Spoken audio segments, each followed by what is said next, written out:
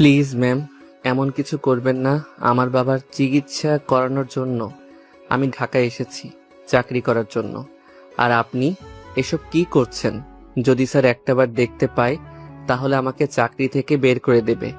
আমি আমার বাবাকে চিকিৎসা করাতে পারবো না। প্লিজ আমাকে ছেড়ে দেন। চুপ! একটা কথাও বলবি না তুই। আমার সঙ্গে রেসপন্স কর, না হলে তোর তো চাকরি থাকবেই না, উল্টো তোকে এই পৃথিবী থেকে চিরতরে বিদায় করে দেব। তারপর দেখবো তুই কি করে তোর বাবার চিকিৎসা করস। তোর বাবার যাবতীয় চিকিৎসার টাকা আমি দেব। ম্যাম, এইগুলো কি বলছেন আপনি? আবোল তাবোল। আপনি আপনার মধ্যে নেই। প্লিজ আমাকে ছেড়ে দেন, আমাকে যেতে দেন। যদি কেউ দেখে ফেলে এইখানে আমাদের দুজনকে এমন অবস্থায়, তাহলে পুরো অফিসে লঙ্কা কাণ্ড ঘটে যাবে। প্লিজ ছেড়ে দেন। চুপ, একদম চুপ। আমাকে আমার কাজ করতে দে। ভালোই ভালো, না হলে কিন্তু তোর খবর আছে। স্বাধীন মারিয়াকে তার কাছ থেকে অনেক ছাড়ানোর চেষ্টা করে, কিন্তু কোনোভাবেই ছাড়াতে পারে না। শেষমেশ স্বাধীন নিজের রাগকে আর কন্ট্রোল করতে না পেরে মারিয়ার গালে ঠাস ঠাস করে দুইটা থাপ্পড় লাগিয়ে দেয়। মারিয়া স্বাধীনের থাপ্পড় খেয়ে যেন নিজের জ্ঞান ফিরে পায়। স্বাধীনের দিকে অগ্নিদৃষ্টি নিক্ষেপ করে অনেকক্ষণ তাকিয়ে থাকে। তারপর স্বাধীনকে জোর করে বেঁধে ফেলে দেয়। তারপর মারিয়া স্বাধীনের শরীরের উপর উঠে গিয়ে এলো পাথারি কিস করতে থাকে। স্বাধীন নিজেকে অনেক সারানোর চেষ্টা করে, কিন্তু কোনোভাবেই মারিয়া তাকে আর ছাড়ছে না। শেষমেশ স্বাধীন নিজের কন্ট্রোল হারিয়ে ফেলে। তারপর মারিয়ার সঙ্গে রেসপন্স করতে লাগে। এভাবে পেরিয়ে যায় প্রায় 3 ঘন্টা। 3 ঘন্টা পর মারিয়া স্বাধীনের বুকের উপর শুয়েছিল। মাঝে মাঝে সে মুখ তুলে স্বাধীনের দিকে তাকাচ্ছে। অন্যদিকে ছাদের উপরে সিলিং ফ্যানের দিকে তাকিয়ে আছে মারিয়া। স্বাধীনকে চিন্তিত হতে দেখে ওর বুকের উপর থেকে উঠে নিজের পোশাক পরতে পরতে স্বাধীনকে উদ্দেশ্য করে বলে, দেখ, আমি তোর দুঃখ বুঝতে পারছি, কিন্তু কি করব, নিজেকে আর ধরে রাখতে পারিনি। তোর কাছে সুপে দিয়েছি, তুই আবার এইসব কারো কাছে বলিস না। আর তোর বাবাকে চিকিৎসা করানোর জন্য যত টাকা লাগবে সব টাকা আমি দিয়ে দিব, ম্যানেজারকে বলে। ম্যাম, এইগুলো কি বলছেন আপনি? আপনার মুখে কি একটু কথা আটকাচ্ছে না?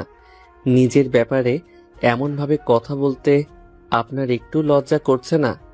আর মায়ের জন্যই বলেছিল শহরে যাচ্ছিস, ভালো কথা, মেয়েদের কাছ থেকে দূরে থাকবি।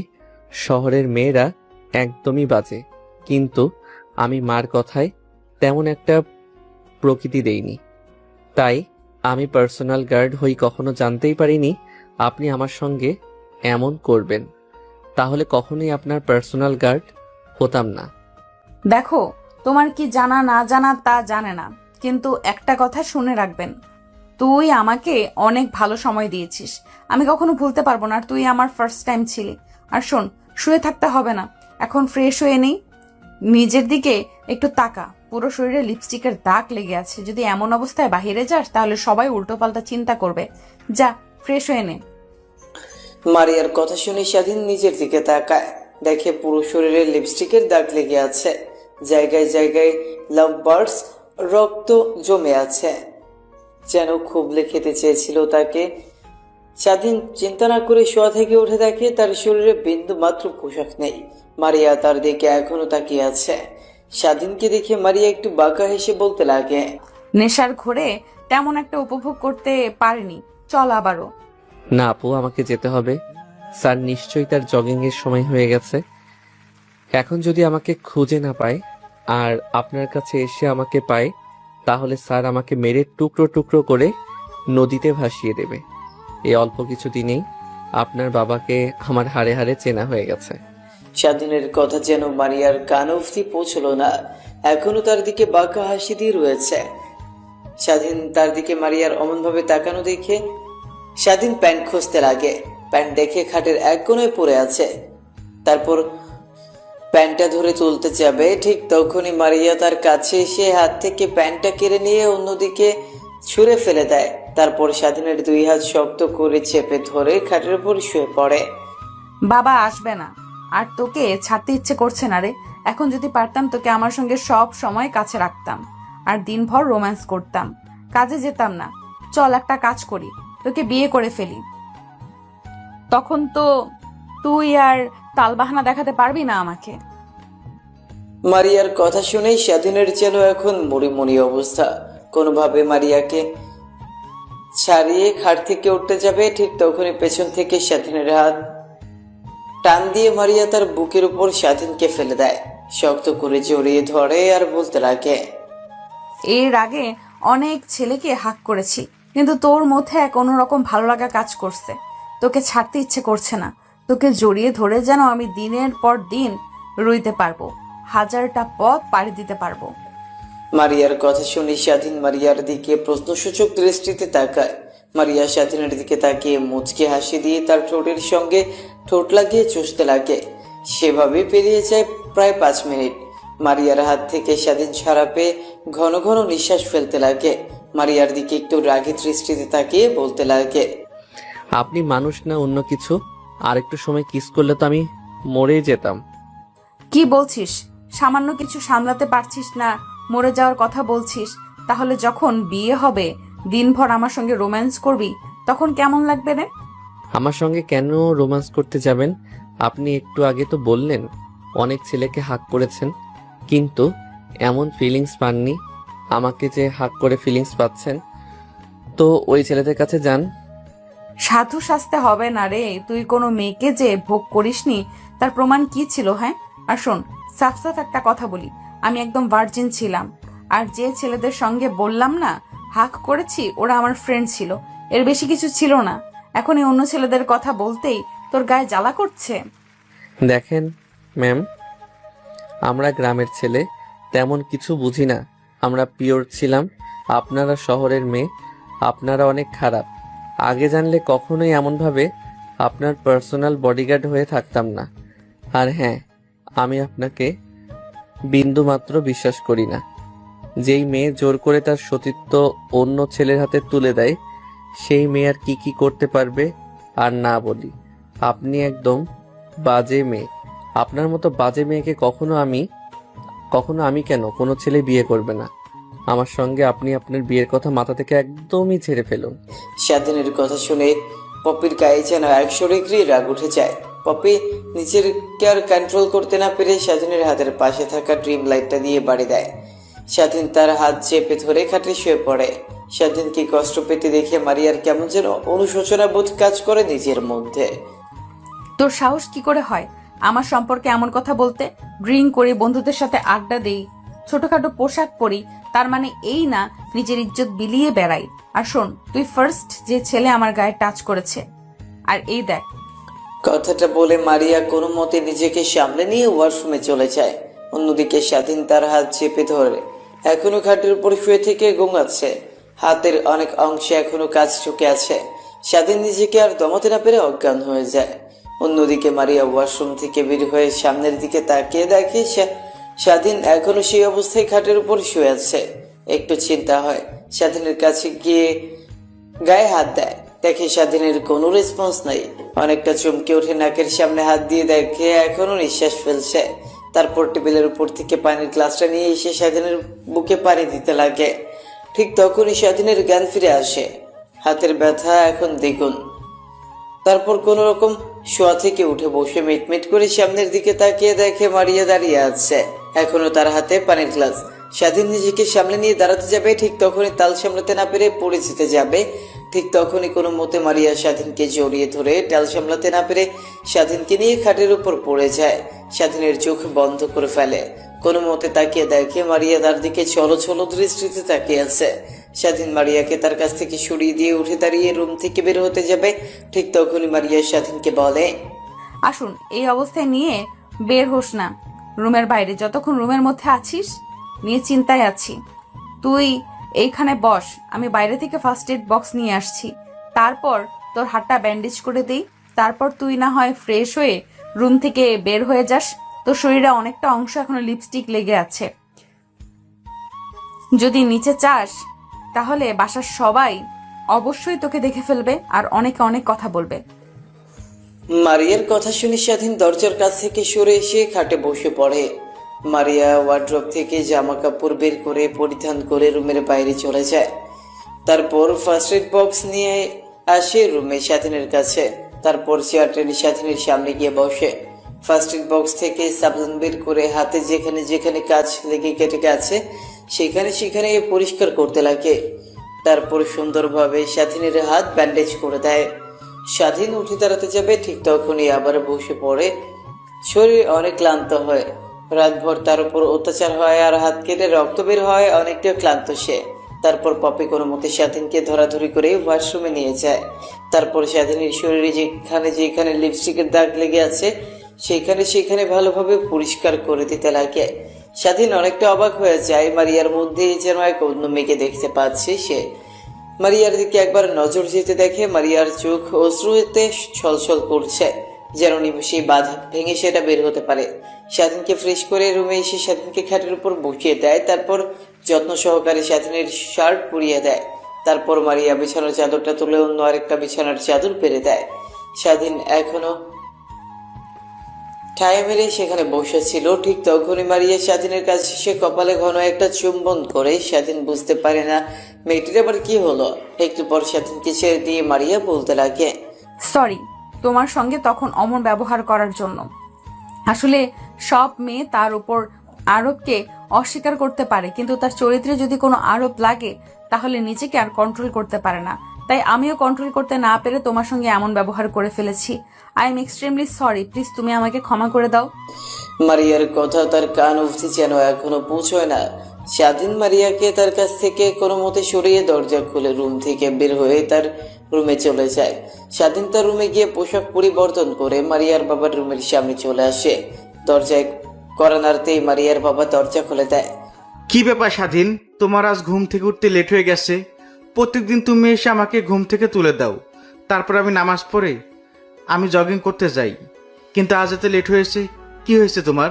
ঠিক তখনই মারিয়ার বাবার নজর যায় স্বাধীনের হাতের দিকে। স্বাধীনের হাতটা তার দিকে এগিয়ে নিয়ে এসে স্বাধীনকে উদ্দেশ্য করে মারিয়ার বাবা বলতে লাগে, কি হয়েছে তোমার হাতে ব্যান্ডেজ করা কেন? মারিয়ার বাবার প্রশ্নের উত্তরে কি জবাব দিবে কিছুই বুঝতে পারে না। আমতা আমতা করে স্বাধীন বলতে লাগে, আসলে স্যার, ঘুম থেকে উঠে ওয়াশরুমে হঠাৎ পা স্লিপ কেটে পড়ে যায়, হাতে একটু ব্যথা পাই, তাই রুমে শুয়েছিলাম। আর আসতে একটু লেট হয়েছে, সরি লেট করার জন্য। ইটস ওকে বাবা, তুমি রুমের মধ্যে আসো। তারপর স্বাধীন রুমের মধ্যে প্রবেশ করে। মারিয়ার বাবা জগিং এর পোশাক পরে নেয়। স্বাধীন হাতে একটা ফ্লাক্স পানির বোতল নিয়ে বের হয়। মারিয়ার বাবা জগিং করছে, স্বাধীনও তার পিছু পিছু হাঁটছে। যখন পানি লাগছে তখন মারিয়ার বাবার দিকে পানি এগিয়ে দিচ্ছে স্বাধীন মারিয়ার বাবার পিছু পিছু হাঁটতে হাঁটতে হঠাৎ জ্ঞান হারিয়ে মাটিতে পড়ে যায়। মারিয়ার বাবা স্বাধীনের নাম ধরে ডাকে, কিন্তু তার কোনো রেসপন্স পায় না। পেছনে ফিরে তাকিয়ে দেখে স্বাধীন মাটিতে পড়ে আছে। তখন ডাকাডাকি করে মুখের পানি ছেটে দেয়, কিন্তু তার জ্ঞান ফেরে না। শেষমেশ অ্যাম্বুলেন্স ফোন করে স্বাধীনকে নিয়ে হসপিটাল চলে যায়। হসপিটালে নিয়ে গিয়ে ভর্তি করে দেয়। ডাক্তার, ছেলেটার কি হয়েছে? হঠাৎ আমার সঙ্গে হাঁটতে এসে হাঁটতে হাঁটতে অজ্ঞান হয়ে মাটিতে পড়ে গেল, আর পানি সেটা দেওয়ার পর তার জ্ঞান ফিরে আসলো না। কোনো ডেঞ্জারাস কিছু হয়েছে কি ডাক্তার? আসলে আমি নিজেও বুঝতে পারছি না, এই বয়সে ছেলেটা আনন্দ ফুর্তির মধ্যে দিয়ে থাকবে। ছেলেটা অনেক চিন্তিত, অনেক দুর্বল হয়ে গেছে। চিন্তা করতে করতে তাই জ্ঞান হারিয়ে ফেলেছে। জ্ঞান ফিরলে ছেলেটাকে বলবেন নিজের শরীরের দিকে একটু খেয়াল রাখতে, আর যেন ও চিন্তা না করে। আর আমি কিছু ওষুধ লিখে দিচ্ছি, সেগুলো খাওয়ালে ইনশাল্লাহ খুব দ্রুত সুস্থ হয়ে উঠবে। ডাক্তার কথাটা বলেই কেবিন থেকে বের হয়ে যায়। মারিয়ার বাবা গিয়ে স্বাধীনের পাশে চেয়ার টেনে বসে পড়ে। ঠিক তখনই মারিয়া তার বাবাকে ফোন করে। বাবা তুমি কোথায়? তুমি তো এত লেট করে বাসায় ফেরো না। আজ এত লেট হয়ে গেছে কিন্তু তুমি বাসায় আসোনি। কোথায় আছো তুমি? তুমি তো জগিং করতে এতটা সময় নাও না। আরে মা, বলিস না, স্বাধীন আছে না, আমার সঙ্গে হাঁটাহাঁটি করতে করতে হঠাৎ করে জ্ঞান হারিয়ে মাটিতে পড়ে যায়। মারিয়া তার বাবার মুখ থেকে এমন কথা শুনে অনেকটা অবাক হয়ে যায়। নিজের উপরে নিজেরই ধিক্কার দিতে লাগে। তারপর উদ্বেগ কণ্ঠ নিয়ে মারিয়া তার বাবাকে উদ্দেশ্য করে একের পর এক প্রশ্ন করে বলতে লাগে, বাবা কি হয়েছে ছেলেটার? এখন কোথায়? তোমরা কি করছো? আর ছেলেটার কন্ডিশন এখন কেমন হয়েছে? আর থাম, একসঙ্গে এত প্রশ্নের উত্তর কি করে দেব? এখন ঠিক আছে, ডাক্তার বলেছে অনেক চিন্তা করে আর শরীর অনেক দুর্বল, তা হাঁটতে হাঁটতে জ্ঞান হারিয়ে ফেলেছে। আর আমরা এই হাসপাতালে এসেছি, একটু পর আমি বাসায় যাব। ছেলেটা না হয় হসপিটালে কিছুদিন থাকুক, সুস্থ হয়ে তারপর না হয় বাড়িতে ফিরবে। আচ্ছা বাবা, তাহলে তুমি আসো, আমাকে একটু বের হতে হবে। আজকে কলেজে একটু এক্সট্রা ক্লাস আছে, ফিরতে লেট হতে পারে, কিংবা বান্ধবীদের বাসায় থাকতে পারি। আচ্ছা মা, ঠিক আছে, তাহলে নিজের দিকে খেয়াল রাখিস। আর হ্যাঁ, তোর বিষয়ে দিন দিন নেগেটিভ রিপোর্ট আসছে। তুই নাকি অনেক ড্রিঙ্কস করিস, বন্ধুদের সাথে নাইট ক্লাবে যাস। বলছি কি মা, এগুলো কমে দে। আর হ্যাঁ, এনজয় করার বয়স তোদের, এনজয় করবে, সমস্যা নেই, কিন্তু সবসময় ড্রিঙ্কস করা, এনজয় করা এইগুলো কিন্তু ভালো না। তোর মনে নেই ইমরান আঙ্কেলের কথা, যে ইমরান আঙ্কেল তোকে অনেক ভালোবাসতো ছোটবেলা থেকে, ছোটবেলা তোর কাছে এসে তোকে অনেক চকলেট দিত। আর ওই ইমরান আঙ্কেল ড্রিঙ্কস করতে করতে তার ক্যান্সার ধরা পড়ে। আমি চাই না, তুই আমার একমাত্র মেয়ে, মা মরা মেয়ে, তোকে নিয়ে আমি বেঁচে আসি। তোর যদি এমন কিছু হয় তাহলে আমি নিজেকে বাঁচাতে পারবো না। অন্তত নিজের দিকে তাকা, আমার দিকে একবার তাকা। এসব বাদ দে মা। আচ্ছা বাবা, আমি আর ড্রিঙ্ক করব না। এখন সামনে এক্সাম, আমি সেই দিকেই ফোকাস দিয়েছি। আল্লাহ হাফেজ বাবা, সকালে দেখা হবে। কথাটা বলে মারিয়া ফোন কেটে দেয়। অন্যদিকে স্বাধীনের জ্ঞান ফিরতে নিজেকে হাসপাতালে আবিষ্কার করে। সামনের দিকে তাকিয়ে দেখে মারিয়ার বাবা কারোর সঙ্গে কথা বলছে। কথা বলার ধরন দেখে বুঝতে পারে মারিয়ার সঙ্গে। মারিয়ার বাবা ফোন রেখে দিয়ে স্বাধীনের দিকে তাকিয়ে দেখে স্বাধীন তার দিকে তাকিয়ে আছে। তুমি এতটুকু ছেলে হয়ে কি এমন চিন্তা করো? চাকরি নেওয়ার সময় তো আমার কাছে অনেক অনভিনয় করেছিলে চাকরি নেওয়ার জন্য। বাবা, তুমি আমাকে তোমার বাবা মনে করে সব কথা খুলে বলতে পারো। কি হয়েছে তোমার সঙ্গে? আমি অনেক বেটার ফিল করি তোমার সঙ্গে কথা বলে, অনেক বেটার ফিল করি। বলো বাবা, কি হয়েছে বলতে পারো আমার সঙ্গে। মারিয়ার বাবার কথা শুনে স্বাধীন উপরের দিকে তাকিয়ে দীর্ঘ একটা নিঃশ্বাস ফেলে। শোয়া থেকে আজ শোয়া হয়ে বসে মারিয়ার বাবার দিকে অশ্রুনয়ন দৃষ্টিতে তাকিয়ে বলতে লাগে, স্যার, আমার বাবা নেই, অনেক আগে মারা গেছে।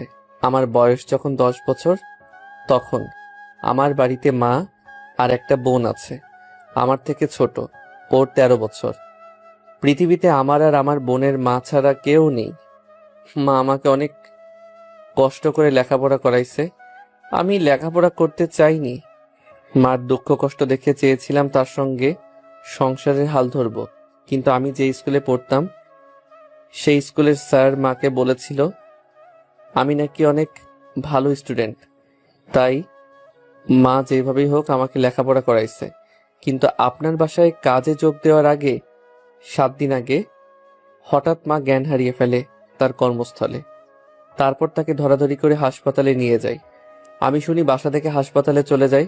ডাক্তারের খেসু রিপোর্ট দেয়। রিপোর্টগুলো করে ডাক্তারের কাছে নিয়ে যেতে ডাক্তার বলে মার ক্যান্সার ধরা পড়েছে। ক্যান্সারটা প্রাথমিক পর্যায়ে থাকায়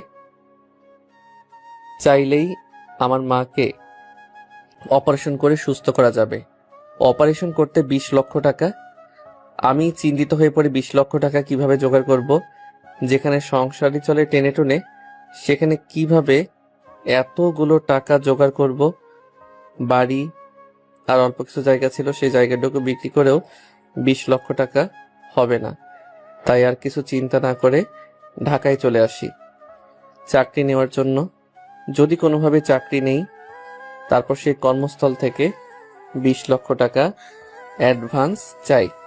আর আমার বেতন থেকে মাঝে মাঝে এসেই টাকা কেটে নেবে, এটা ভেবে কিন্তু আসার পর আমি কোনো জব খুঁজে পাই না। শেষমেশ আপনার সঙ্গে দেখা হয়, তারপরটুকু তো আপনি জানেনই। স্বাধীন তার কথা শেষ করে মারিয়ার বাবার দিকে তাকায়। দেখে মারিয়ার বাবা তার দিকে ছলো ছলো দৃষ্টিতে তাকিয়ে আছে। স্বাধীনের কথা শুনে মারিয়ার বাবার চোখ দিয়ে এক ফোঁটা অশ্রু পড়তে যাবে, ঠিক তখনই মারিয়ার বাবা তার হাতের উল্টো পিঠ দিয়ে চোখ মুছে ফেলে। স্বাধীনের দিকে তাকিয়ে বলতে লাগে, তুমি এত কষ্ট সহ্য করছো এটুকু ছেলে হয়ে? তোমার মাথায় এত চিন্তা, আমি নিজেই ভেবে তো অবাক হয়ে যাচ্ছি। তুমি কি একটিবারও আমাকে বলেছো অযথা চিন্তা করতে হবে না? আচ্ছা বাবা, তুমি তাহলে থাকো, আমাকে অফিসে যেতে হবে। আর শোনো, তুমি পরিপূর্ণ সুস্থ না হওয়া পর্যন্ত বাসায় যাবে না, এখানেই থেকো। আমি সময় হলে তোমার সঙ্গে দেখা করতে আসব। ডাক্তার বলেছে তুমি অনেক ক্লান্ত, তোমাকে একটু রেস্ট নিতে হবে। কিন্তু স্যার, এখন তো আমি সম্পূর্ণ সুস্থ আছি। দেখুন, আপনার সঙ্গে কথা বলছি। আমি তোমার একটা কথা শুনতে চাই না। তুমি এখানে থাকবে যে পর্যন্ত ডাক্তার তোমাকে রিলিজ না করবে। কথাটা বলেই মারিয়ার বাবা কেবিন থেকে বের হয়ে যায়। অন্যদিকে মারিয়া তার বাবাকে মিথ্যা কথা বলেই তার বাবা কেবিন থেকে বের হয়ে যেতে মারিয়া কেবিনের মধ্যে প্রবেশ করে। স্বাধীন অন্যদিক ফিরে শুয়েছিল। ঠিক তখনই কেবিনের মধ্যে কারো আসার শব্দ পায়। স্বাধীন দরজার দিকে তাকিয়ে দেখে মারিয়া দরজা দিয়ে কেবিনের মধ্যে ঢুকছে। স্বাধীন শোয়া থেকে একটু আধশোয়া হয়ে বসে মারিয়ার দিকে তাকিয়ে বলে, ম্যাম, আপনি এখানে? আপনি না আপনার বাবাকে বললেন আপনার কি যেন ইম্পর্টেন্ট ক্লাস আছে, তাই বাসায় ফিরতে লেট হবে, কিন্তু এখানে যে? তো কি, আমি তো আমার ইম্পর্টেন্ট ক্লাস করছি, চুপচাপ শুয়ে থাকো। আর ওই দিনের জন্য আই এম এক্সট্রিমলি সরি। আসলে নিজের রাগকে কন্ট্রোল করতে পারিনি আমি নিজের মধ্যে ছিলাম না। সত্যি কথা বলতে, তুমি যখন প্রথমে আমার বাবা তোমাকে নিজের বাসায় নিয়ে আসে তার পার্সোনাল গার্ড হিসেবে, তখন আমি বাবাকে অনেক করে বলে তোমাকে আমার পার্সোনাল গার্ড বানাই। কিন্তু তারপরেও বাবা তোমাকে নিয়ে জগিং এ যায়। সেই প্রথম দেখাতেই তোমার উপর অনেকটা দুর্বল হয়ে পড়ি আমি, যা কখনো তোমাকে বলে বোঝাতে পারবো না। ম্যাম, রাখুন সেই সব কথা। তা এখন কিসের জন্য এখানে এসেছেন? আমি তোমাকে হসপিটালে ভর্তি করেছি, তাই না? রাতে তোমার উপর নির্যাতন করে আর সকালে তোমাকে মেরে তোমার যত্ন নেওয়ার জন্য আসলাম। কথাটা বলেই মারিয়া স্বাধীনের কাছে এসে চুলে হাত বোলাতে লাগে। স্বাধীন অনেকবার তার হাত সরাতে লাগে, কিন্তু মারিয়া স্বাধীনের দিকে রাগের দৃষ্টিতে তাকাতেই স্বাধীন চুপ হয়ে যায়। এইভাবে পেরিয়ে যায় অনেকটা সময়। ঠিক তখনই কেবিনের মধ্যে নার্স প্রবেশ করে। মারিয়া স্বাধীনের মাথায় হাত বুলিয়ে দিয়েছিল। নার্স তাদের দুজনকে দেখে বলতে লাগে, ম্যাম, এটা কোনো আবাসিক হোটেল না। আপনি রুমের মধ্যে এসব কি করছেন রোগীর সঙ্গে? পেছন থেকে কারো কণ্ঠস্বর শুনতে পেয়ে মারিয়া স্বাধীনের বুকের উপর থেকে মাথা তুলে পেছনের দিকে তাকাতেই নার্সটি বলতে লাগে, ও সরি ম্যাম, আপনি এখানে? আর ইনি কি? এনাকে তো ঠিক চিনলাম না। ইনি কি আমাদের স্যার? নার্সের কথা শুনে মারিয়ার হাসি মাখা মুখ নিয়ে নার্সকে উদ্দেশ্য করে বলতে লাগে, ভাবতে পারেন সেই রকমই, বাট এখনো আপনার ছাড় না, অল্প কিছুদিনের হবে। মারিয়ার কথা শুনছিল নার্স আর তার কাজ করছিল। স্বাধীনকে ইঞ্জেকশন দেওয়া শেষ করে কেবিন থেকে নার্স বের হয়ে যেতেই স্বাধীন মারিয়াকে উদ্দেশ্য করে রাগী কণ্ঠ নিয়ে বলতে লাগে, ম্যাম, এগুলো কি বলছেন আপনি? দিন দিন আপনি কেমন যেন হয়ে যাচ্ছেন। আমি নিজেই আপনাকে চিনতে পারছি না। কিন্তু দেখেন, আপনি যদি এমন করেন তাহলে কিন্তু কাজ ছেড়ে দিতে আমি বাধ্য হব। কারণ আমি কখনোই এমন কিছু চাইবো না যার জন্য আমাকে আপনার বাবা ভুল বুঝুক। আমি আপনার বাবার হাত জোড়াজোড়ি করে চাকরি নিয়েছিলাম। আমি তার কথার বরখেলাপি করতে পারবো না, তার সঙ্গে বিশ্বাসঘাতকতা করতে পারবো না। আমার বাবা মা আমাকে সেই শিক্ষা দেয়নি। বুঝতে পারছি, তোমার বাবা মা তোমাকে সৎ শিক্ষা দিয়েছে, কিন্তু তুমি কি জানো, তুমি যদি আমার কাছ থেকে দূরে যাও তাহলে যেখানেই থাকো না কেন তোমাকে ধরে নিয়ে আমার কাছে বসিয়ে বসিয়ে রাখবো আর খাওয়াবো, আর তোমাকে জোর করে বিয়ে করব। তুমি কি চাও তোমার সঙ্গে এমন বাজে কাজ হোক? মারিয়ার কথা শেষ হতেই স্বাধীন চুপ হয়ে যায়। কারণ মেয়েটিকে যতই কথা বলুক না কেন তার বোধগম্য হবে না। তাই চুপ করে একটু চোখ বুঝে ঘুমানোর চেষ্টা করছিল। ঠিক তখনই কপালে আলতো ঠোঁটের ছোঁয়া অনুভব করে। স্বাধীন চোখ মেলে তাকাতেই দেখে মারিয়া তার উপর বসে তার কপালে চুম্বন করছে। মারিয়াকে স্বাধীন তার হাত দিয়ে ধাক্কা দিতেই মারিয়া টাল সামলাতে না পেরে ফ্লোরে গিয়ে ছিটকে পড়ে। স্বাধীন বুঝে উঠতে পারে না স্বাধীন কখনোই এমন কিছু চায়নি। তার কাছ থেকে মারিয়া ফ্লোরে পড়ে গিয়ে অনেক ব্যথা পায়। স্বাধীন তার হাতে ব্যান্ডেজ থাকা অবস্থায় বেড থেকে নেমে মারিয়াকে তুলতে লাগে। মারিয়ার চোখ দিয়ে অশ্রু বের হতে লাগে। অনেক জোরে পড়ে যাওয়ায় ব্যথা পেয়েছে সে, কিন্তু সেদিকে তার কোনো ভ্রুক্ষেপে নেই। স্বাধীনের দিকে তাকিয়ে দেখে তার হাত দিয়ে রক্ত বের হচ্ছে, কারণ ইঞ্জেকশনের তার এখনো তার হাতের মধ্যে লাগানো ছিল। বেড থেকে চলে আসায় তার শট খাওয়ায় স্বাধীনের হাত থেকে রক্ত বের হতে থাকে। মারিয়া স্বাধীনকে বেডে শুইয়ে দিয়ে বলতে লাগে, নিজের দিকে একটু তাকাও, দেখো তোমার হাতে রক্ত বের হচ্ছে। আমার তো কিছুই হয়নি, পড়ে গিয়েছিলাম, একটু ব্যথা পেয়েছি, তার জন্য কি তুমি নিজের দিকে খেয়াল না করে আমাকে ওঠাতে যাবে? তার মানে কি জানো, তুমি আমাকে ভালোবাসো। কারণ আমার একটু ব্যথা পাওয়াতে তুমি যদি এমন রিয়াক্ট করতে পারো, তাহলে আমি মনে করি আমার জন্য তোমার মনে বিন্দুমাত্র হলেও ফিলিংস আছে। ও ভাবছেন আপনি? ম্যাম, কখনো না, আপনার জন্য আমার মনে কখনো কাজ করতে পারে না। কারণ আপনার মতো মেয়েকে আমি কখনোই আমার বউ হিসেবে মেনে নেব না। কথাটা আমি কত করে বলবো? এখন জানতো আমার চোখের সামনে একটু একা থাকতে দিন। না না, তা তো হচ্ছে না। আমি এখানেই থাকবো আর তোমাকে রোমান্টিক অত্যাচার করব আর তোমার শরীরের যত্ন নেব। আমি বাবাকে তো বলেছি। তার মানে কি আজকেও আমার সঙ্গে রাতে এখানেই থাকবে?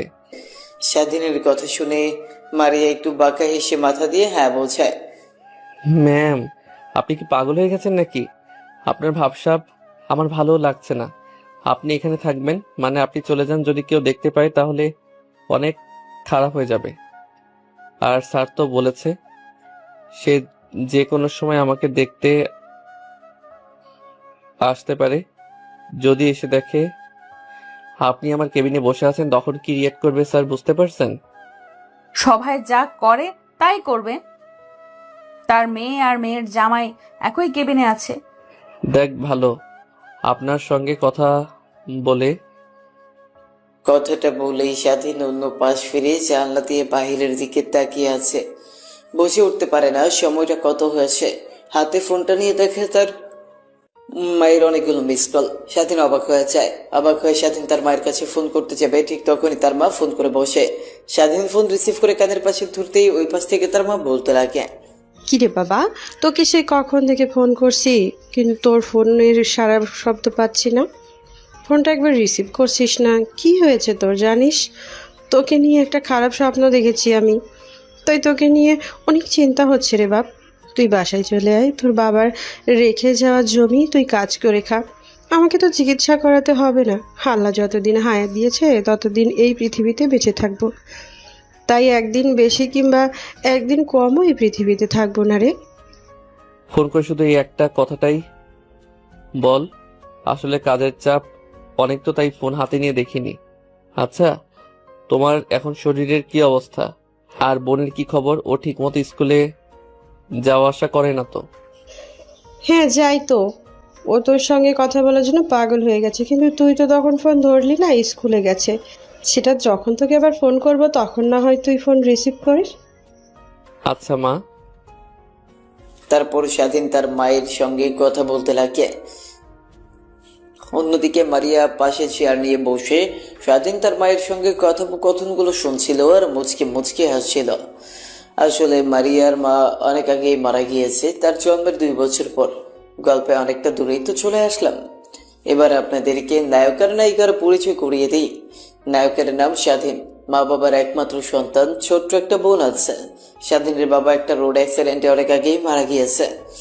তারপর তার মা স্বাধীনকে আর তার বোনকে অনেক কষ্ট করে লালন পালন করে। অন্যদিকে মারিয়া বড়লোক বাবার একমাত্র মেয়ে। মারিয়ার মা অনেক আগেই মারা গিয়েছে। তার বয়স যখন 2 বছর ছিল তখন মারিয়ার মায়ের ক্যান্সার হয়ে মারা যায়। এরপর মারিয়ার বাবা দ্বিতীয়বার আর বিয়ে করেনি, কারণ সৎ মা এসে তার মেয়ের সঙ্গে কেমন ব্যবহার করবে এই জন্য। স্বাধীন তার মায়ের সঙ্গে কথা বলা শেষ করে ফোনটা পাশে রেখে মারিয়ার দিকে তাকিয়ে দেখে মারিয়া এখনো তার দিকে অপলক দৃষ্টিতে তাকিয়ে আছে।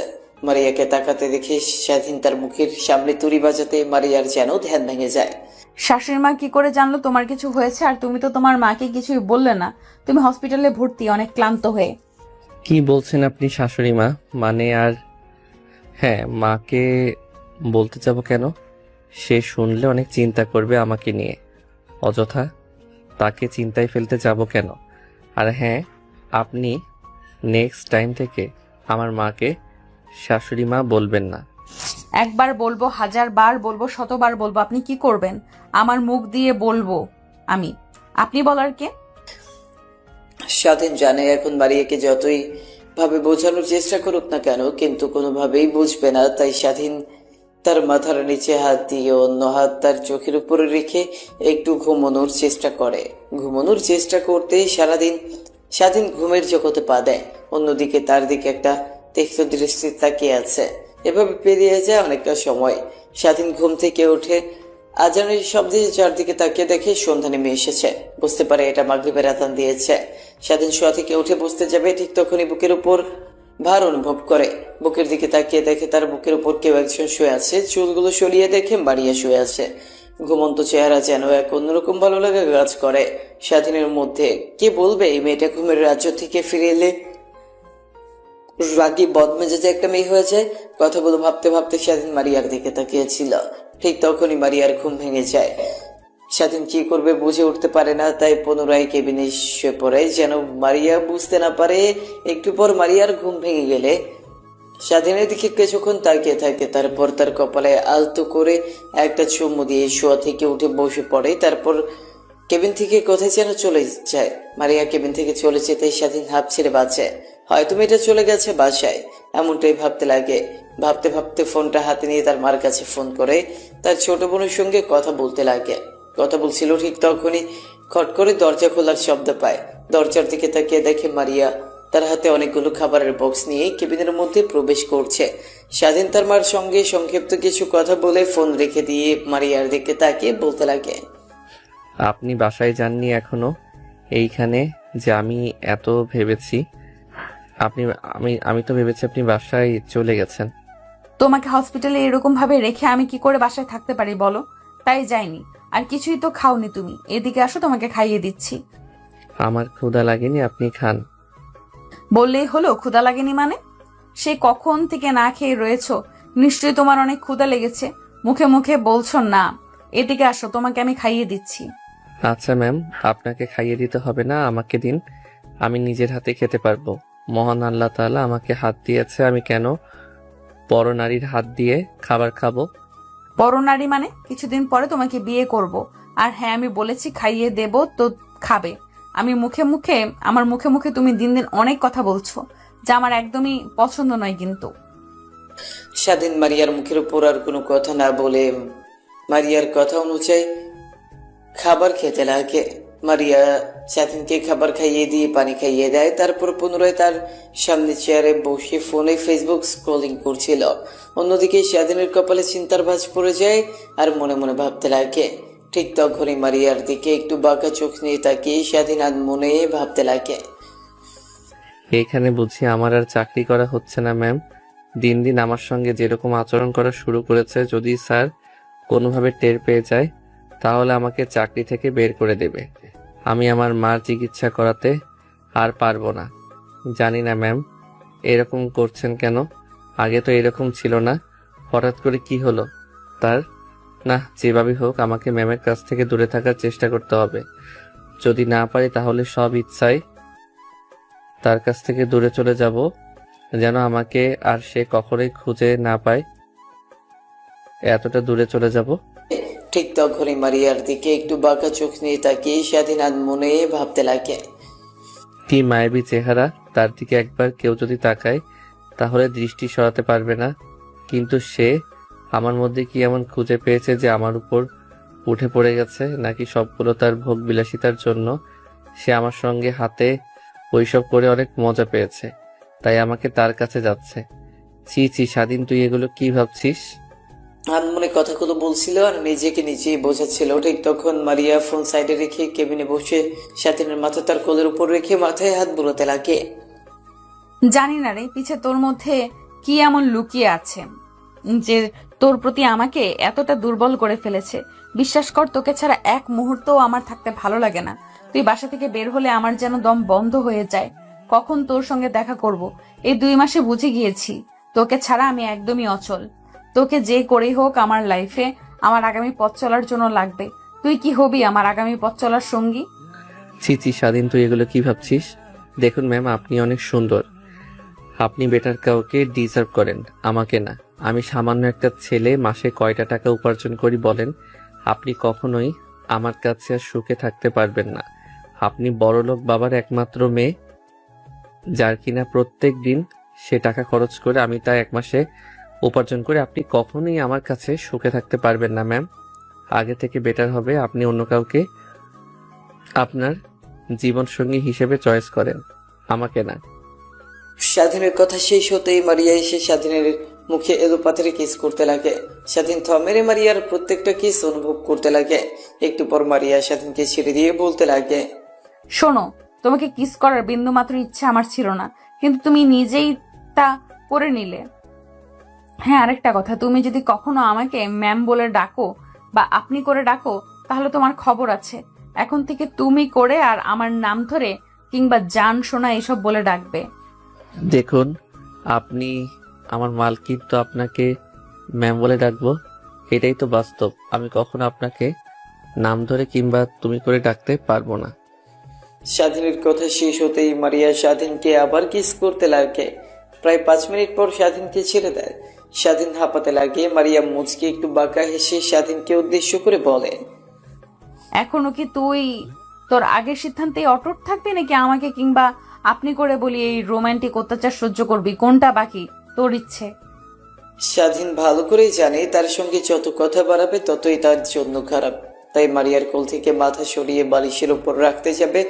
শক্ত করে মারিয়া স্বাধীনের মাথা তার পায়ের উপর রেখে বলতে লাগে, এত ঢং দেখাতে হবে না, চুপচাপ এখানেই শুয়ে থাক।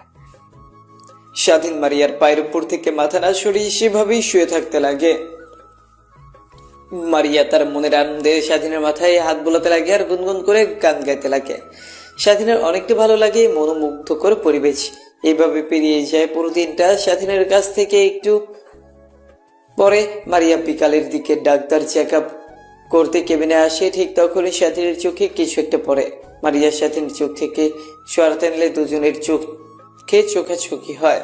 সময়ের আকস্মিকতায় মারিয়া স্বাধীনকে কিস করে দেয়। ঠিক তখনই পেছন থেকে ডাক্তার সব দেখে মারিয়াকে বলতে লাগে। ডাক্তারের কথা শুনে মারিয়া ব্যবহার শেখা খেয়ে যায়। নিজেকে সামলে নিয়ে মারিয়া ডাক্তারকে বলতে লাগে, মারিয়া মা, তুমি এখানে? আর তোমার বাবা যে বললো এটা তোমাদের কাজের ছেলে, তাহলে এসব কি মা? আমি যা ভাবছি তাহলে কি সত্যি? না মানে আসলে আঙ্কেল, ওর চোখে কিছু একটা পড়েছিল, বের করে দিলাম, এর থেকে বেশি কিছু না। ও আচ্ছা, তা মা তুমি বাসা যাবে না? তোমাকে তো সে সকাল থেকে দেখছি কেবিনের মধ্যে ছেলেটার সঙ্গে বসে কথা বলছো। সত্যি কথা বলতে আঙ্কেলের অবস্থা এরকম আমার কারণে হয়েছে, কারণ আমি কালকে রাতে ছেলেটাকে অনেক মারধর করেছিলাম। দেখছেন না হাতে ব্যান্ডেজ করা, তাই একটু যত্ন নিলাম।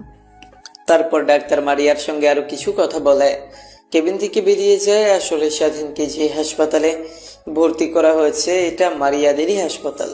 এখানে গরিব দুঃখীদের বিনামূল্যে চিকিৎসা দেয়। মারিয়ার বাবা অনেক দয়াশীল ব্যক্তি। সে এইভাবে পেরিয়ে যায় দিনটা। রাতের বেলা স্বাধীন ঘুমিয়ে পড়ে। তাকে ঘুমের ইনজেকশন দেওয়ার কারণে মারিয়া স্বাধীনের বুকের উপর ঘুমিয়ে পড়ে। সকালবেলা মারিয়ার বাবা জগিং করতে করতে হাসপাতালে চলে আসে। স্বাধীনকে দেখার জন্য কেবিনের মধ্যে প্রবেশ করে। স্বাধীনকে আর মারিয়াকে তেমন ভাবে দেখতে পেয়ে তার যেন মাথায় আকাশ ভেঙে পড়ে। নিজেকে সামলে নিয়ে কোন রকম ভাবে কেবিন থেকে বের হয়ে যায়। তারপর বাসার উদ্দেশ্যে রওনা দিতে যাবে। ঠিক তখনই ডাক্তার পেছন থেকে এসে বলতে লাগে, তোর মেয়ের আচরণ ভাব খুব একটা ভালো দেখলাম না রে। ছেলেটার সঙ্গে অনেকটা ঘনিষ্ঠ সম্পর্ক পার করতেছে দেখছি। আমি আবার সেই তুই বের হয়ে যাওয়ার পর থেকে কেবিনে এসে ছেলেটাকে যত্ন নিচ্ছে। ওদের মধ্যে কিছু একটা আছে। আমি বলি কি, তুই তোর মেয়েকে কাছ থেকে দূরে সরিয়ে নিয়ে যা। মারিয়ার বাবা আর কোনো চিন্তা না করে হাসপাতাল থেকে বের হয়ে যায় বাসায়। চিন্তায় যেন তার মাথা ফেটে যাওয়ার অবস্থা। সোফায় বসে চা খাচ্ছে সে আর টিভির দিকে তাকিয়ে আছে, কিন্তু তার খেয়াল টিভিতে নেই, অন্যদিকে রয়েছে। অন্যদিকে স্বাধীনের ঘুম ভাঙতেই বুকের উপর ভারী অনুভব করে। বুকের দিকে তাকিয়ে দেখে মারিয়া ঘুমিয়ে আছে। স্বাধীন নিজের অজান্তেই মারিয়ার মাথায় হাত বোলাতে লাগে। মারিয়ার ঘুম ভেঙে যায়। মাথায় কারো স্পর্শ পেয়ে মিটিমিটি করে তাকিয়ে দেখে স্বাধীন তার দিকে তাকিয়ে মাথায় হাত বুলিয়ে দিচ্ছে। মারিয়ার অনেকটা ভালো লাগে। মারিয়াকে নড়াচড়া করতে দেখে স্বাধীন তার মাথার উপর থেকে হাত সরিয়ে দেয়। ঘুমানোর ভান করতে লাগে। মারিয়া স্বাধীনের দিকে তাকিয়ে মুচকি হেসে নিজেকে একটু গোছগাছ করে স্বাধীনের মাথায় হাত বোলাতে বোলাতে ছোট্ট করে কপালে একটা কিস করে কেবিন থেকে বেরিয়ে যায়। মারিয়াকে কেবিন থেকে বের হয়ে যেতে দেখে স্বাধীন স্বস্তির একটা নিঃশ্বাস ফেলে। অন্যদিকে ইমরান খান এখনো সোফায় বসে একের পর এক চা খেতে লাগে আর টিভির দিকে তাকিয়ে আনমনে চিন্তা করছিল। ঠিক তখনই কলিং বেল বেজে ওঠে। দরজার দিকে তাকাতে দেখে তার মেয়ে আসছে। তখনই বলতে লাগে তার মেয়েকে উদ্দেশ্য করে, কি মা, কইছিলি রাতে সকালে বের হয়েছিলি, দিন পেরে রাত গেল, কোনো খোঁজ খবরই নেই। ফোন করলাম, তোর ফোন অফ বললো। কি হয়েছিল তোর? কোথায় ছিলি? মারিয়া তার বাবার দিকে তাকিয়ে একটা হাসি দিয়ে বলতে লাগে, কই আর থাকবো, কয়েকদিন পর কলেজে ছিলাম, ফোনের চার্জ ছিল না, তোমাকে ফোন করে কথা বলবো, আর রাতের বেলা একটা বান্ধবীর বাসায় ছিলাম, বাসায় আসিনি। মারিয়াকে তার বাবা কোনো কিছু বুঝতে না দিয়ে মুচকি একটা কৃত্রিম হাসি দিয়ে বলতে লাগে, আচ্ছা মা, তুমি তাহলে তোমার রুমে যাও, ফ্রেশ হয়ে খাবার দাবার করে নাও, আমি অফিসে যাচ্ছি। মারিয়া তার বাবার কথা শুনেই তার রুমে চলে যায় ফ্রেশ হতে। অন্যদিকে মারিয়ার বাবা এমন অবস্থাতেই বাড়ি থেকে বের হয়ে হসপিটালে চলে যায়। তারপর সোজা স্বাধীনের কেবিনে চলে যায়। সে স্বাধীন চোখ বুঝে থেকে ঘুমানোর চেষ্টা করছিল। ঠিক তখনই কারো আসার শব্দ শুনতে পায়। দরজার দিকে তাকিয়ে দেখে মারিয়ার বাবা। তারপর স্বাধীন শোয়া থেকে আধশোয়া হয়ে বসে মারিয়ার বাবাকে উদ্দেশ্য করে বলতে লাগে, আঙ্কেল, আপনি অযথা আসতে গেলেন কেন? আর এখন তো আপনার অফিসের সময় এখানে যে। স্বাধীনকে কোনো রাগ না দেখিয়ে হাসি মাখা মুখ নিয়ে স্বাধীনের দিকে তাকিয়ে বলতে লাগে, শোনো বাবা, তুমি তোমার দিকে তাকাও, আর একটা বার আমার মেয়ের দিকে তাকাও। দেখো কতটা ডিফারেন্ট তোমাদের দুজনের মধ্যে। আমি সকালে এসেছিলাম তোমাকে দেখার জন্য, কিন্তু তোমাকে আর মারেকে এমন অবস্থা দেখে আমি অনেকটাই ভেঙে পড়ি। তোমার কাছ থেকে কখনো আমি এটা আশা করিনি। আমি যে সবসময় বলি যা আবার তা হয়ে গেছে। তোমার বাবার চিকিৎসার জন্য কত টাকা লাগবে? 20 লক্ষ টাকা, তাই না? আমি তোমাকে 20 লক্ষ টাকা দিচ্ছি, সঙ্গে আরো 10 লক্ষ টাকা দিচ্ছি। তুমি 30 লক্ষ টাকা নিয়ে ঢাকা থেকে তোমার গ্রামের বাড়িতে চলে যাবে, কখনো ঢাকায় ফিরবে না, কোনোভাবে তার সঙ্গে কন্ট্যাক্ট করবে না। তুমি আমাকে ওয়াদা করো। আঙ্কেল, আপনি যা ভাবছেন একদমই তা না। আপনার মেয়ে অযথা আমার সঙ্গে এমন ব্যবহার করে, কিন্তু আমি তার কথায় কোনো রাজি না। মায়ের চিকিৎসা করার জন্য 20 লক্ষ টাকা লাগবে। আমাকে 20 লক্ষ টাকা দিলে আমি অনেকটা উপকৃত হব। আপনাকে সময় মতো আমি 20 লক্ষ টাকা ফিরিয়ে দেব। যদি কোনো দিন জোগাড় করতে পারি, আমাকে ব্যবসা করার জন্য 10 লক্ষ টাকা দিতে হবে না, আমাকে 20 লক্ষ টাকা দিলেই হবে। আমি এখনই ম্যানেজারকে ফোন করে এইখানে টাকা আনার কথা বলছি। তুমি আমার বাসাও যাবে না, সোজা এখান থেকে তোমার গ্রামে চলে যাবে। তুমি অনেক ভালো, তোমার মতো সৎ ছেলে আমি কখনো আগে দেখিনি। কিন্তু আমি কখনো আমার মেয়েকে কখনো এমন ছেলের সাথে দেখতে চাই না যে ছেলে আমার মেয়েকে ঠিকমতো ভাত কাপড় দিতে পারবে না। আমার মেয়ে প্রত্যেক দিনে খরচ করে তোমার 1 মাসের মাইনাস সমান। আর যদি কোনো প্রয়োজন পড়ে নাম্বারটা নিয়ে যাও, আমাকে ফোন করো, তাহলেই হবে। কথাটা বলেই মারিয়ার বাবা কেবিন থেকে বের হয়ে যায়। তারপর ম্যানেজারকে ফোন করে টাকা আনতে বলে। একটু পর ম্যানেজার টাকা নিয়ে চলে আসে। তারপর স্বাধীনকে টাকা দিলেই তা নিয়ে স্বাধীন হাসপাতাল থেকে বের হয়ে বাসার উদ্দেশ্যে রওনা দিতে যাবে। ঠিক তখনই পেছন থেকে মারিয়ার বাবা তাকে উদ্দেশ্য করে বলতে লাগে, দেখ, তোরা যেভাবে পারিস ওই ছেলেটাকে ধরে এমন মারবি যেন চলাফেরা করতে না পারে, ঠিক মতো 1 মাস মেয়েদের দিকে কখনো যেন খারাপ দৃষ্টিতে তাকাতে না পারে। ওর বাবার পরিচয় কেন, ওর নিজের পরিচয় যেন মানুষের সামনে বলতে কাঁপাকাঁপি করে। তারপর স্বাধীন পেছনে ফিরে মারিয়ার বাবার কাছ থেকে টাকা নিয়ে বেরিয়ে যায়। বাস টার্মিনালে এসে বাসের জন্য অপেক্ষা করছিল। ঠিক তখনই তার ফোন বাজতে লাগে। স্বাধীন ফোন রিসিভ করে কানের কাছে ধরতে ওই পাশ থেকে কান্না ভেসে আসতে লাগে। স্বাধীন ভালোভাবে নাম্বারটা দেখে বলতে লাগে, কি হয়েছে রে তোর? কান্না করছিস কেন? আপু, কি হয়েছে আমাকে বল। ভাইয়া, তুমি কোথায় আছো? জলদি বাসায় এসো, মা অনেক অসুস্থ। হ্যাঁ, আমি বাসায় আসছি, তুই মাকে নিয়ে হাসপাতালে যা। আমি সৌরভকে ফোন করে বলে দিচ্ছি আমি বাস কাউন্টারে বসে আছি। 4 ঘন্টা পর বাসায় গিয়ে পৌঁছাবো। ঠিক তখনই বাস চলে আসে। স্বাধীন গিয়ে বাসে বসে পড়ে। বাস চলছে তার আপন গতিতে। কিন্তু সামিয়া কান্না করলো কেন? এর আগে তো মা বহুবার অসুস্থ হয়ে পড়েছিল, সে তো এমন ভাবে কান্না করেনি। স্বাধীনের কিছুই বোধগম্য হচ্ছে না। আনমনে বাহিরের দিকে তাকিয়ে আছে। ঠিক তখনই তার চোখ বেয়ে 1 ফোঁটা অশ্রু বের হয়ে পড়ে। স্বাধীন নিজেও বুঝতে পারে না সে কেন কান্না করছে।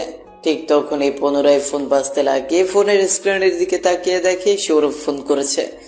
কল রিসিভ করে কানের কাছে ধরতে উপাস থেকে বলতে লাগে, তুই কোথায় আছিস? জলদি বাসায় আয়, চাষি অনেক অসুস্থ, তোর কথা অনেক জিজ্ঞাসা করছে। তাহলে মার কাছে ফোনটা দে, আমি কথা বলি। না, দেয়া যাবে না, জলদি বাসায় চলে আয়। হ্যাঁ, আসছি রে, আর মাত্র 1 ঘন্টা সময় লাগবে। কথাটা বলেই স্বাধীন ফোন রেখে দেয়। প্রায় 1 ঘন্টা পর বাসার সামনে গিয়ে পৌঁছয়। রিক্সা থেকে নেমে রিক্সাওয়ালাকে ভাড়া দিয়ে বাইরে উঠানের সামনে যেতেই দেখে অনেক মানুষের ভিড় ঠেলে সামনের দিকে এগিয়ে দেখে খাটনি রাখা উঠানের মাঝখানে। স্বাধীনকে দেখতে পেয়ে তার ছোট বোন সামিয়া দৌড়ে এসে স্বাধীনকে ধরে কান্না করতে করতে বলতে লাগে, ভাইয়ারে, আমাদের এই পৃথিবীতে আর কেউ রইল না রে। একটা মা ছিল, সেও মারা গেল। এখন কাকে নিয়ে বাঁচবো আমরা? আমাদেরকে নিয়ে কে এত চিন্তা করবে?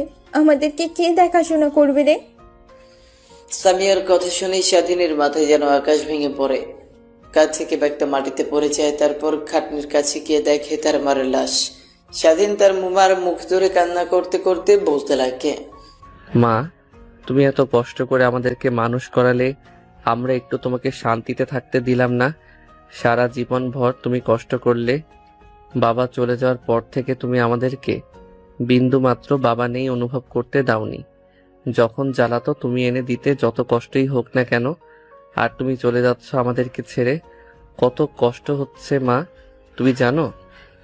কথাগুলো বলেই স্বাধীন অঝরে কান্না করতে লাগে। সৌরভীর স্বাধীনকে সান্ত্বনা দিতে লাগে, কিন্তু স্বাধীন তার কথা শুনতে নারাজ। তারপর স্বাধীনের মাকে গ্রামের সবাই খাটনি করে কবরস্থানে নিয়ে যায়। তারপর কবরস্থ করে স্বাধীন কবরস্থানের সামনে থাই মেরে বসে থাকে। সৌরভ এসে স্বাধীনের কাঁধে হাত রেখে বলতে লাগে, দেখ, এই পৃথিবীতে কেউ চিরস্থায়ী নয়, সবাইকে এই পৃথিবী ছেড়ে চলে যেতে হবে। তোর বাবা চলে গেছে, তুই নিজেকে যেভাবে সামনে নিয়েছিস, এখনো তুই সেভাবে নিজেকে সামনে নে। তুই যদি এভাবে ভেঙে পড়িস তাহলে সামিয়ার কি অবস্থা হবে? একবার লক্ষ্য করেছিস? মেয়েটি সেই সকাল থেকে না খেয়ে আসে, বিকেল কাটিয়ে রাত হতে চললো। এখন এখান থেকে চল। তারপর স্বাধীন উঠে নিজেকে সামনে নিয়ে চোখ মুছে কবরস্থান থেকে বের হয়ে যায়। বাসায় গিয়ে দেখা এখনো অনেকে বাসার মধ্যে ভিড় করে আছে। সবাই হয়তো বা সামিয়াকে সান্ত্বনা দিচ্ছে। স্বাধীন যাওয়ার সঙ্গে সঙ্গে অনেক বৃদ্ধ আঙ্কেল এসে স্বাধীনকে সান্ত্বনা দিতে লাগে। এক এক করে বাসা থেকে সবাই চলে যায়। স্বাধীন খাবারের বাটি নিয়ে এসে সামিয়াকে খাবার খাওয়ানোর চেষ্টা করে, কিন্তু খেতে চায় না। স্বাধীনকে ধরে অঝরে কান্না করছে। তারপর স্বাধীন খাবারের বাট নিচে রেখে সামিয়ার মাথায় হাত বোলাতে বোলাতে বলে, দেখো বোন, মানুষ তো চিরস্থায়ী না। সবাইকে একদিন মৃত্যুর স্বাদ গ্রহণ করতে হবে। একদিন আমিও মরে যাব, একদিন তুই মরে যাবি। তাই বলে কি না খেয়ে থাকবি? না খেয়ে থেকে নিচের দিকে একবার খেয়াল করেছিস কি অবস্থা হয়ে গেছে তোর? এদিকে খাইয়ে দিয়ে। তুই না খাইলে কিন্তু আমিও খাবো না। স্বাধীনের কথা শুনে সামিয়া মুচকে হাসি দেয়। তারপর নিজেকে সামনে নিয়ে খাবার খেতে লাগে। তারপর সামিয়া স্বাধীনকে খাবার খাইয়ে দিতে লাগে। এইভাবে কেটে যায় 5টা বছর। এই, তোমাদের সমস্যা কি? প্রত্যেক দিন এখানে দাঁড়িয়ে থেকে মেয়েদেরকে র্যাগিং দাও। তোমাদের লজ্জা কর না? তোমাদের বাসায় মা বোন নেই? কলেজে তোমরা আসো কি এইসব করার জন্য? আমি কিন্তু তোমাদের হয়ে প্রিন্সিপাল স্যারের কাছে অভিযোগ দেব।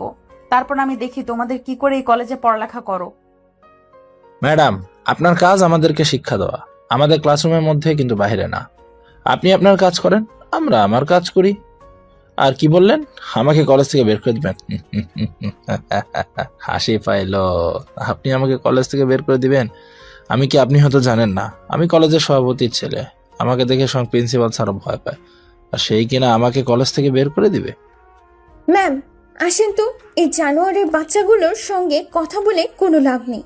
এরা অনেক খারাপ। পরে দেখবেন আপনার সঙ্গেও এরা বেয়াদবি শুরু করেছে। চলেন, এখন এদের সামনে থেকে এদের এইভাবে শাস্তা করা যাবে না। সামিয়া মারিয়ার হাত চেপে ধরে সেখান থেকে নিয়ে চলে আসে। সামিয়া ক্লাসরুমে চলে যায়। অন্যদিকে মারিয়া সোজা প্রিন্সিপাল স্যারের রুমে গিয়ে প্রিন্সিপাল স্যারকে উদ্দেশ্য করে বলতে লাগে, স্যার, আপনাকে এত করে বলছি কিন্তু আপনি কোনো ব্যবস্থাই নিচ্ছেন না। ছেলেগুলোর ব্যবহার দিন দিন জঘন্য হচ্ছে। ওদের অতিষ্ঠ কোনো মেয়ে ঠিকমতো কলেজে আসতে পারে না। প্রত্যেকদিন কলেজের গেটের সামনে দাঁড়িয়ে থেকে মেয়েদের সঙ্গে বাজে বাজে কথা বলবে, বাজে বাজে লিখে দিবে। আজকে তো আমার সামনে একটা মেয়ের স্কার্ফ ধরে টান দিয়েছে। মারে, কি করব আমার বল? আমার তো হাত পা বাঁধা। ওই ছেলেগুলোর সঙ্গে কখনোই পেরে উঠতে পারবো না। ওদের ডান হাত এই শহরের আন্ডারওয়ার্ল্ডদের বড় ডন। সবাই তাকে দেখে ভয় পায়, আমরাও তাকে দেখে ভয় পাই। আর বিশেষ কথা হলো, ও ছেলেটা হচ্ছে আমাদের কলেজের সভাপতির ছেলে। ওর জন্য একটু দাপট দেখে চলাফেরা করে। মুখ বুঝে সহ্য করা ছাড়া আর কিছুই করতে পারি না। কিন্তু আমি করব না। আমার বাবার সম্পর্কে আপনি তেমন একটা ধ্যান রাখেন না। কালকে থেকে দেখবেন ছেলেগুলোর প্রত্যেকটা মেয়েকে সম্মান করে চলবে। মা, এমন কিছু করো না যাতে তোমার নিজের বিপদ ডেকে নিয়ে আসো। নিজের দিকে খেয়াল রেখে কাজ করো। কথাটি বলেই মারিয়া কেবিন থেকে বের হয়ে আসে। তারপর তার বাবাকে ফোন করে ছেলেদের বিষয়ে সব কথা বলতে লাগে। মারিয়ার বাবা আগে আন্ডারওয়ার্ল্ডের বড় ডন ছিল। সে থেকে সবাই তাকে অনেক সম্মান করে। কিন্তু একদিন মারিয়ার মা ক্যান্সার আক্রান্ত হয়। মরে যাওয়ার সময় বলেছিল আন্ডারওয়ার্ল্ড লাইন থেকে সে যেন সরে আসে। খুন খারাপি যেন আর না করে, সেই থেকে মারিয়ার বাবা ভালো মানুষ হয়ে সমাজে চলাফেরা করে। মারিয়ার বাবা কথাটা শুনে অনেকটা রেগে যায়। তারপর কেউ একজনকে ফোন করে। দেখ, তোরা যেভাবে পারিস ওই ছেলেটাকে ধরি এমন মারবি যেন চলাফেরা করতে না পারে, ঠিক মতো 1 মাস মেয়েদের দিকে কখনো যেন খারাপ দৃষ্টিতে তাকাতে না পারে। ওর বাবার পরিচয় কেন, ওর নিজের পরিচয় যেন মানুষের সামনে বলতে কাঁপাকাঁপি করে। ওকে স্যার, কালকে থেকে দেখবেন ছেলেগুলো সকলকে সম্মান করে চলছে। তাহলে আমি ফোন রাখি, আর কোনো দরকার পড়লে আমাকে ফোন করবেন। মারিয়ার বাবা ফোন রেখে দেয়। কেবিনের মধ্যে বসেছিল, ঠিক তখনই কেবিনের মধ্যে মারিয়ার বাবার ম্যানেজার প্রবেশ করে। মারিয়ার বাবাকে বলতে লাগে, স্যার, আজকে শেখ ইন্ডাস্ট্রির সঙ্গে ডিল রয়েছে। যে ডিলটা করার জন্য আমরা পিক আপ তো 1 বছর ধরে ওয়েট করছিলাম। তারা আজকে ফোন করে আমাদেরকে তাদের কোম্পানিতে যেতে বলেছে। আমাদের প্রোডাক্টের স্যাম্পলগুলো নিয়ে যেতে, তাদের যদি পছন্দ হয় তাহলে তারা অনেক চড়া দামে আমাদের কাছ থেকে প্রোডাক্ট কিনবে। তাহলে আমি গিয়ে প্রোডাক্টের স্যাম্পলগুলো প্রস্তুত করছি, আর আপনি রেডি হয়ে নিন, এখনই বের হব। কথাটি বলে কেবিন থেকে ম্যানেজার বের হয়ে যায়। অন্যদিকে মারিয়ার বাবা ফ্রেশ হয়ে নিয়ে বের হয়। বাইরে এসে দেখে ম্যানেজার দাঁড়িয়ে আছে। তারপর তাকে নিয়ে বেরিয়ে যায় সে ইন্ডাস্ট্রির মেন কার্যালয়ে। ইন্ডাস্ট্রি কোম্পানিতে গিয়ে দেখে অনেক মানুষের ভিড়, শুধু তাদের সঙ্গে ডিল করার জন্য।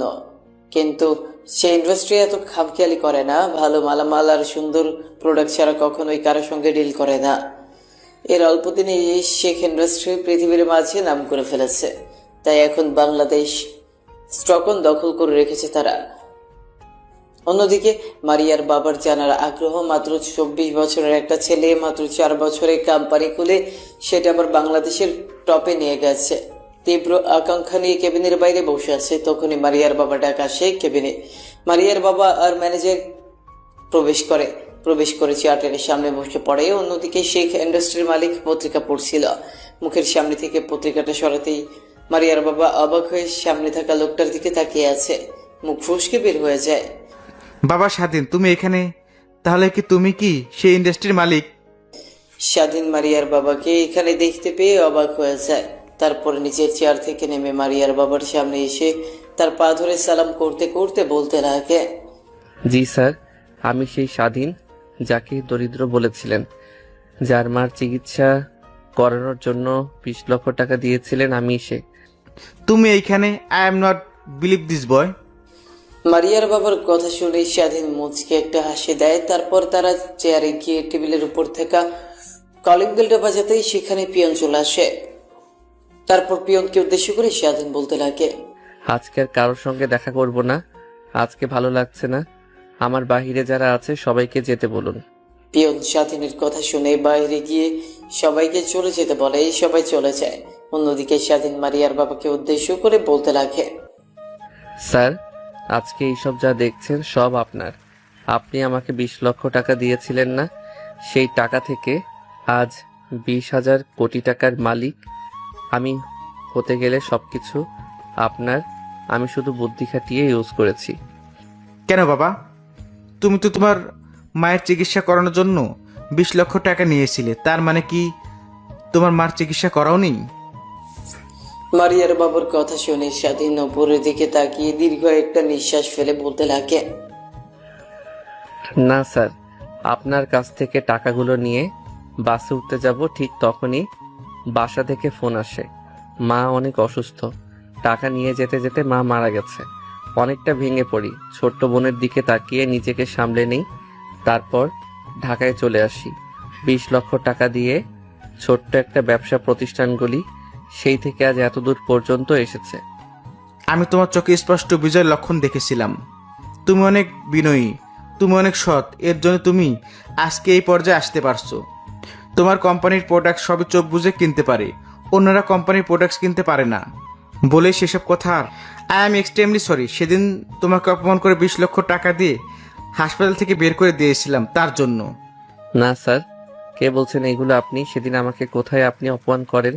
শুধু নিজের মেয়ের ভালো চেয়ে আমাকে তার কাছ থেকে সরিয়ে দিয়েছিলাম, আর সেই কারণেই আজ আমি সফল।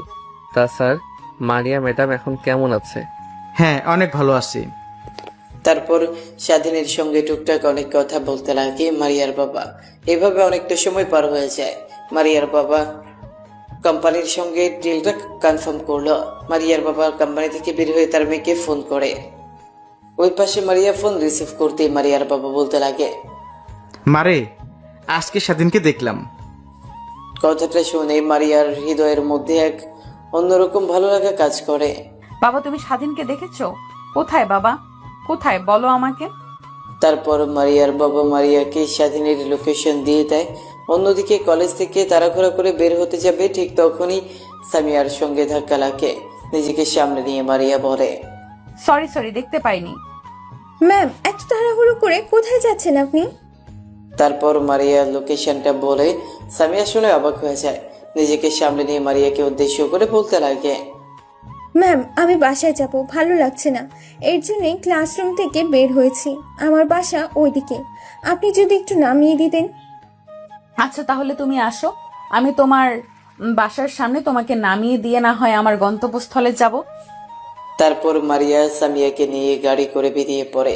মারিয়া একটা স্কুলের সামনে এসে গাড়ি ব্রেক করে। স্কুলের সামনে সামিয়া গাড়ি ব্রেক করতে দেখে মারিয়াকে উদ্দেশ্য করে বলতে লাগে, ম্যাম, এখানে গাড়ি দর করালেন কেন? তুমি তো আমার মুখ থেকে অনেক আমার ছেলের কথা শুনেছো, কিন্তু কখনো দেখোনি, কিন্তু আজ দেখবে, চলো। কথাটি বলেই সামিয়াকে নিয়ে স্কুলের মধ্যে চলে যায়। ক্লাসরুমের মধ্যে ঢুকে মারিয়া একটা সুন্দর বাচ্চাকে কোলে তুলে নিয়ে আসতে লাগে, সামিয়ার কাছে এনে বলতে লাগে। তারপর মারিয়া তার বাচ্চাকে নিয়ে গাড়িতে উঠে পড়ে। সামিয়াও পিছু পিছু গাড়িতে উঠে বসে। তারপর গাড়ি চলতে লাগে তার আপন গতিতে। সামিয়া মারিয়ার দিকে একবার তাকিয়ে দেখে, তার মুখে মুচকে হাসি। সামিয়া সেই দিকে একটু তীক্ষ্ণ দৃষ্টিতে তাকিয়ে মারিয়াকে উদ্দেশ্য করে বলতে লাগে, ম্যাম, আপনাকে আজ এত হাসি খুশি দেখাচ্ছে, নিশ্চয়ই কোনো কারণ আছে। আপনি তো সচরাচর এত হাসি খুশি থাকেন না, কি হয়েছে? এটাই হলো আমার বেবি। আসলে তোমাদের স্যার অর্থাৎ আমার বাচ্চার বাবা আমাকে ভুল বুঝে আমাকে রেখে চলে গিয়েছিল দীর্ঘ 5 বছর পর। আমি তার লোকেশন জানতে পেরেছি, তাই সেখানে যাচ্ছি। আমি তোমার স্যার নিজেও জানে না এটাই যে তার, না জানি তুমি দেখে তাহলে কত তাই না খুশি হবে। তারপর সামিয়া একটু অনুশোচনা বোধ কাজ করে নিজের মধ্যে। নিজেকে সামনে নিয়ে সামিয়া বলতে লাগে, আচ্ছা ম্যাম, কিছু মনে না করলে একটা প্রশ্ন করব। আপনি কি আপনার সম্পর্কে আমাকে কিছু বলবেন? স্যারের নাম কি আর সে কি কাজ করে?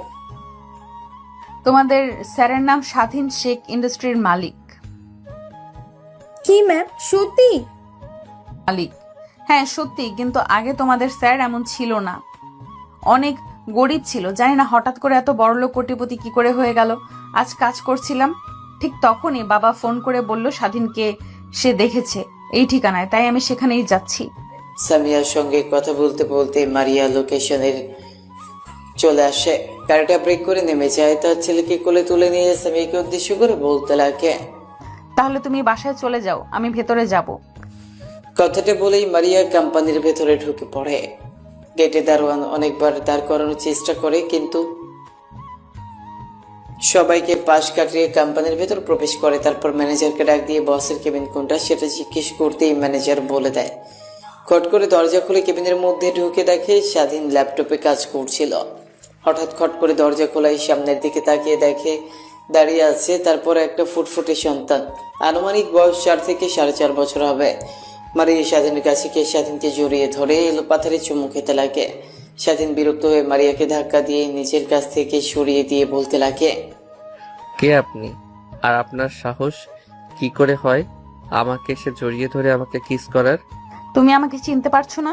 আমি মারিয়া। আমি মারিয়া নামের কাউকে? আপনি এখন এখান থেকে আসতে পারেন। মারিয়া স্বাধীন নিজেদের মধ্যে কথা কাটাকাটি করছিল। ঠিক তখনই মারিয়া স্বাধীনের ছেলে স্বাধীনের কাছে এসে তার হাত চেপে ধরে বলতে লাগে। ছেলেটার কথা শুনে স্বাধীন নিমিষেই থমকে যায়। ছেলেটার দিকে ভালোভাবে তাকিয়ে দেখে একদম তার মতো দেখতে হয়েছে। ছেলেটাকে কোলে তুলে নিয়ে এলো পাথারি মুখে স্বাধীন তার ছেলেকে ধরে বলতে লাগে। ছেলেটার কথা শেষ হতেই স্বাধীন রাগী দৃষ্টিতে মারিয়ার দিকে তাকায়। মারিয়া মাথা দিয়ে হ্যাঁ বোঝায়। স্বাধীন তার ছেলেকে শক্ত করে জড়িয়ে ধরে বলতে লাগে, কে তোমার বাবা আর আমাকে তুমি বাবা বলছো যে? আমি তো আর কারোর কিছুই হই না, সে আমাকে জড়িয়ে ধরে 5 বছর অনুশোচনা কাটাবে। ছেলে পেয়েছে, এতেই হবে। কথাটি বলে মারিয়া অন্য পাশ ফিরে তাকায়।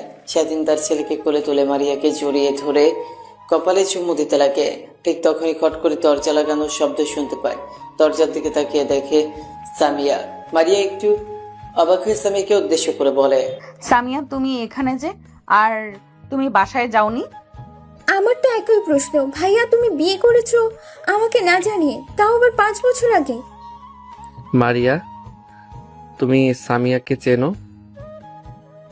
চিনবে না কেন? সামিয়া তো আমাদের কলেজেই পড়ালেখা করে, চিনবো না কেন? ভাইয়া, তুমি কিন্তু আমার প্রশ্ন পাস করতে যাচ্ছ। আমার উত্তরটা আমাকে দাও। তারপর স্বাধীনের থেকে শেষ পর্যন্ত খুলে বলে।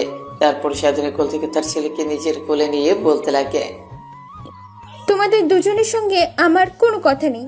আরে, আমার ভাস্তিকে নিয়ে আমি গেলাম, তোমরা এখানেই থাকো। বাসায় গেলে কিন্তু তোমাদের খবর আছে।